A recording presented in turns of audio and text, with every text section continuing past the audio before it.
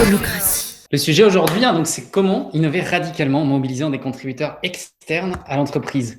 Je vais commencer. Vous savez, depuis la nuit des temps, de la roue à l'automobile, chaque révolution dans la mobilité est la poussée de l'humanité vers l'avant.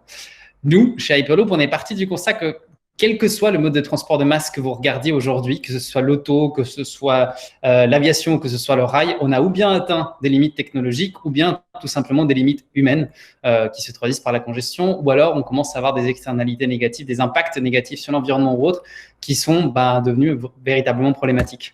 Et du coup, notre mission, c'est vraiment devenu ça, construire la prochaine révolution dans la mobilité. Moi, j'aime bien, toujours pour rappeler la profondeur de ce message, j'aime bien toujours dire que je pense que l'expérience humaine sur Terre, notre vie, elle est contrainte par rapport à notre rapport au temps et à l'espace. Et notre action, elle va définir la manière dont on occupe le temps, tandis que notre mobilité va définir la manière dont on occupe l'espace. Hyperloop TT, on est une entreprise californienne et française spécialisée dans la haute technologie de transport et on construit l'Hyperloop. Alors l'Hyperloop, c'est quoi? Puisqu'il y en a plein d'entre vous qui semblent entendre cela pour la première fois. L'Hyperloop, c'est un système de transport capable de déplacer des passagers sur Terre à des vitesses jamais égalées, équivalent ou plus rapide que de l'avion, de manière sûre, efficace et durable. Nous, on n'a pas d'objectif en tant qu'entreprise d'opérer et ou d'exploiter les technologies que l'on développe, mais bien de les licencier. Alors, je vais passer très brièvement, parce que ce n'est pas le cœur du sujet aujourd'hui que la technologie qu'on développe, mais je vais très brièvement vous passer en revue de quoi il s'agit.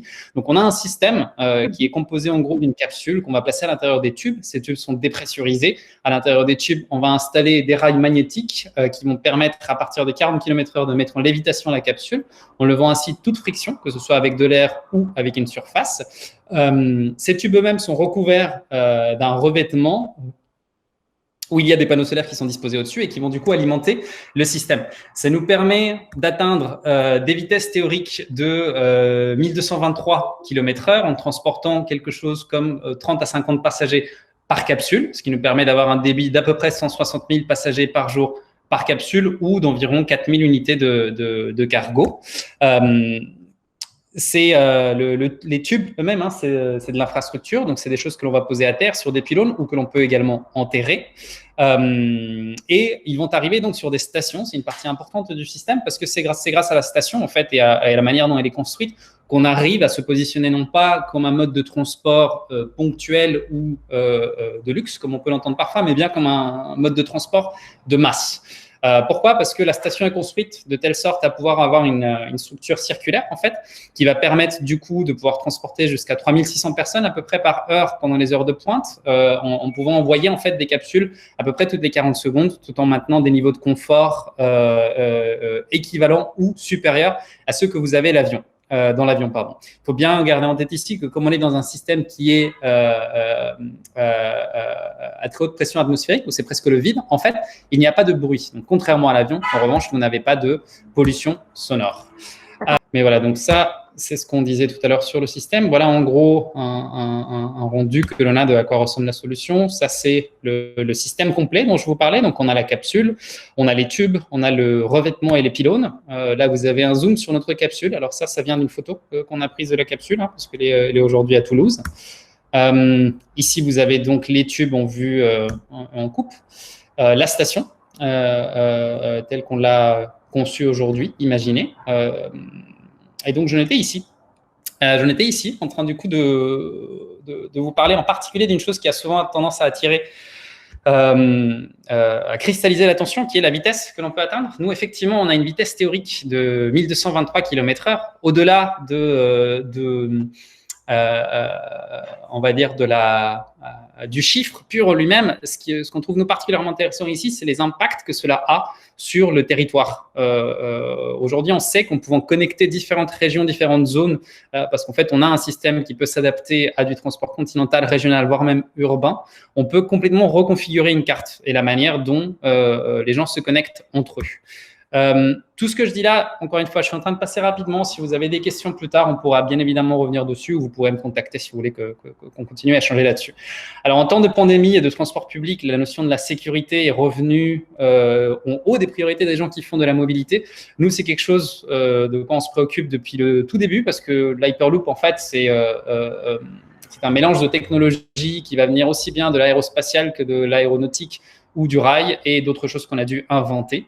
On travaille, nous, depuis longtemps avec un assureur et une organisation qui fait notre homologation pour s'assurer qu'on est à des standards de sécurité à minima équivalents à ceux de l'avion ou au-delà. On a également développé des nouveaux matériaux, comme par exemple le vibranium, qui est un composite de carbone, avec lequel on est capable de monitorer ce qui se passe en temps réel à l'intérieur du tube et de la capsule pour vraiment en tout temps être capable de dire comment se passe l'expérience, qu'est-ce qui se passe à l'intérieur du système et s'assurer qu'il n'y a pas de problème. Pour vous donner une notion un petit peu d'impact, aujourd'hui, l'étude de faisabilité la plus ambitieuse qui a été faite sur le sujet Hyperloop, c'est nous qui l'avons faite dans la région des Grands Lacs. C'est une étude qui a impliqué à peu près 90 organisations et qui donne lieu en ce moment aux États-Unis à tout un débat dans cette région-là. Il y a une étape d'évaluation environnementale qui pourrait ensuite du coup donner lieu à un marché public. Dans cette étude, on a pu comparer les émissions et plus spécifiquement la réduction d'émissions qu'aurait dans le cocktail de transport, dans le système de transport de la région des Grands Lacs. Si un système Hyperloop était installé, on est dans une réduction de l'ordre de 14,3 millions de tonnes de CO2 lorsqu'on met en place un système Hyperloop. Voilà, nous aujourd'hui, on est la seule entreprise à avoir un test track à échelle 1. Notre concurrent principal a un test track également à une échelle un petit peu plus petite. Donc le test track, la photo que vous voyez en haut à gauche, c'est sur notre site de R&D à Toulouse. On y a également branché les pompes avec lesquelles on fait le vide à l'intérieur des tubes. On a notre capsule en bas à droite. Ça, c'est une photo qu'on a prise dans le hangar toujours à Toulouse, où elle est stockée. Et évidemment, on a déjà aussi fermé tout ça avec des valves qui font 4 mètres de diamètre. Voilà. Tout ça, c'est différentes étapes dans la construction du système que l'on a déjà atteintes.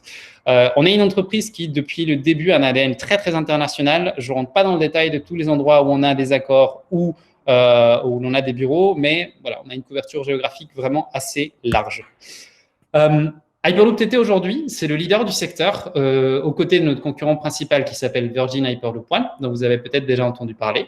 Nous, on a été créé en 2013, on est une équipe de 50 à peu près et on est épaulé par un réseau d'environ 800 contributeurs qui sont répartis un peu partout dans le monde. Les contributeurs, dont on va beaucoup parler aujourd'hui, eux sont aussi bien des ingénieurs que des créas. Ils sont actifs à travers une trentaine d'équipes pluridisciplinaires. Et on travaille également avec des universités et des entreprises partenaires.